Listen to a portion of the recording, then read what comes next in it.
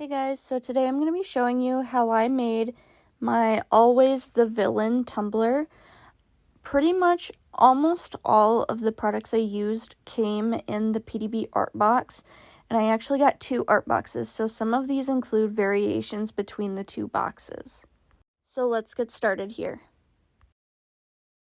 So first what I'm going to do is I'm using my pop of color paint.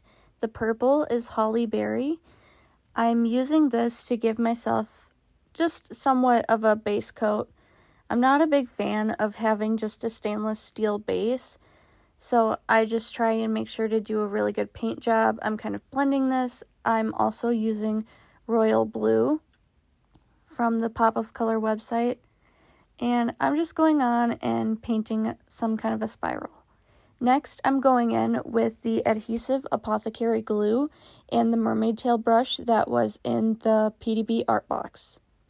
I'm going to be honest, guys, I'm really bad at doing a base of glue for glittering tumblers, so I end up goofing it up a lot throughout this. You'll see I have to go in and cover some spots that I missed, but I'm going in here with Ursula and Sea Witch.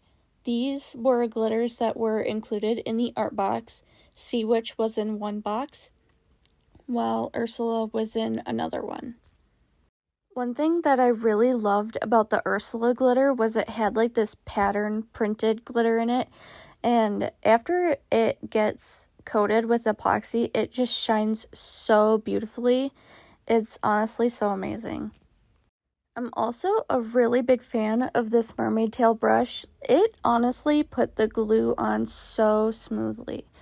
After you apply your glue, you're going to want to wrap up your tumbler. You want to press that glitter down flat and even because it's going to create less layers of epoxy for you, and the less layers of epoxy, the better. The epoxy that I'm using is DIY Speedy PD, and I'm using the Ultra UV. Honestly, this epoxy is so shiny. It's so clear, and it dries so fast. I'm honestly a huge fan of it. So here you can see I'm kind of adjusting because I realized that my tumbler was a little off center, so it's kind of tilted down. I'm just going in with a really good flood coat, so that way I can go in with my epoxy mixed with mica pigments. That first one that I used was Kraken. That was in the art box. The blue is High Tide. That was not in the art box, but it's on the PDB website. The purple I had used was Mysterious. That's on the PDB website. And that green was Lucky. That is also on the PDB website. Don't forget to do your bottom, because if you forget that, it's going to make you feel like you are missing an element to your tumbler. It's always important to make sure that you cover the bottom too. Next, I went in with these chameleon pen thingies. I wasn't really sure exactly what they were for, but I did read the directions, and you're supposed to put them on nails when they're almost cured under the UV light. So that's what I did. I waited until my tumbler was almost cured, and I went in and I just added some stripes, some strokes, just to make everything a lot more even. So because I got 2 PDB art boxes, that meant that I got 2 of these cute little tentacle molds. So I decided I was going to cut one in half to fill it with clay so I could make a flat back tentacle mold. I've never worked with clay before, so I was super worried about how I was going to do this, but I knew that I wanted to do something spectacular for this tumbler. So I'm just going in and I'm making sure that I'm smoothing out the back of this. I want it to be as smooth as possible because the back is what I'm going to apply to the tumbler. I'm also making sure to kind of push against where I know that there's those little circle parts on the tentacle. I want them to be fully formed when I pulled it out of the mold. Now you want to make sure that you don't put it on the middle of the tumbler. You want to put it on the edge because that's where you're going to put your tentacle on the tumbler. After you do that, you're going to put your tumbler and your tentacle in the oven, and you're going to bake it. and you want to bake it according to the instructions on your clay. After that, you're going to apply 2 of your tentacles to your tumbler. I'm applying them by using liquid fusion and just giving it a good generous amount and letting it sit for a bit. Here, I'm going in with mermaid scales. Honestly, you should probably do this step when you are applying your next coat of epoxy, but my tumbler was still kind of tacky because it hadn't cured yet, so I thought it would be a good time to just stick these on. And they actually stuck on pretty well. It was just a matter of making sure that they didn't fall off. Here is an up-close view of what we have completed so far. In case you're wondering, I am using a quick release cup turner from Deno's. I definitely recommend them. They have the best cup turners I have ever used.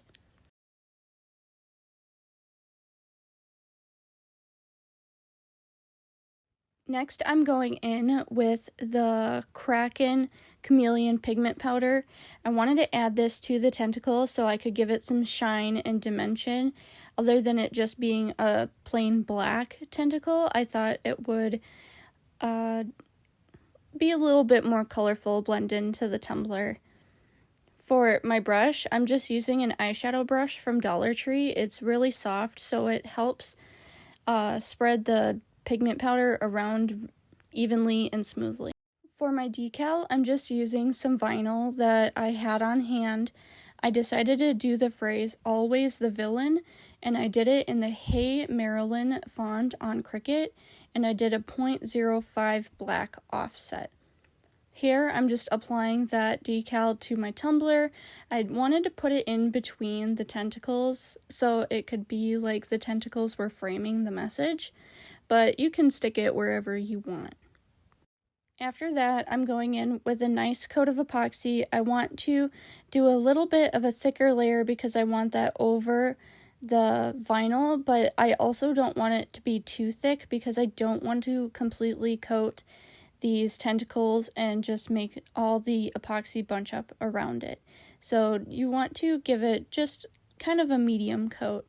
And I saved my tentacles for last to epoxy because I had spread that mica powder over it, so I wanted to make sure that the mica powder stayed on the tentacle. After I let the epoxy layers completely cure, I'm going in with the Sea Siren and Ariel multi-size mixes that came in the boxes, and I'm also using my jewel picker that came in the box to place those rhinestones. I'm not really placing them down in specific places aside from I wanted them to be around the tentacles, but otherwise there's not really any rhyme or reason as to how I placed them. I just spread them out sporadically.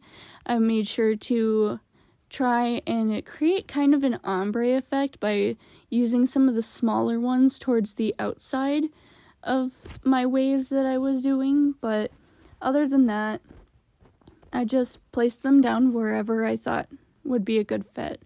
Another thing that I wanted to make sure was I wanted to remember to get the backside. I didn't want this to be just in the front. You want it to be all the way around. I had kind of like this swirly 3D type of effect I had in my head. So I just kept going and adding more. And I absolutely loved the little mermaid tears that came in these rhinestone mixes. They're so cute, and it definitely gave that underwater vibe some life, and it really showed that extra element to the deep sea type theme. You're going to want to make sure that you wait a minimum of 24 hours after placing your rhinestones to clean your tumbler up, especially if you're using liquid fusion like I am. You want to give those rhinestones a good amount of time to set. That way they can adhere to the tumbler and stay on as best as possible.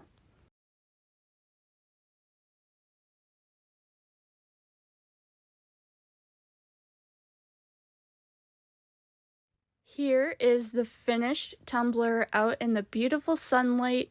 You can see all the colors we used. It's so gorgeous, and I'm 100% in love.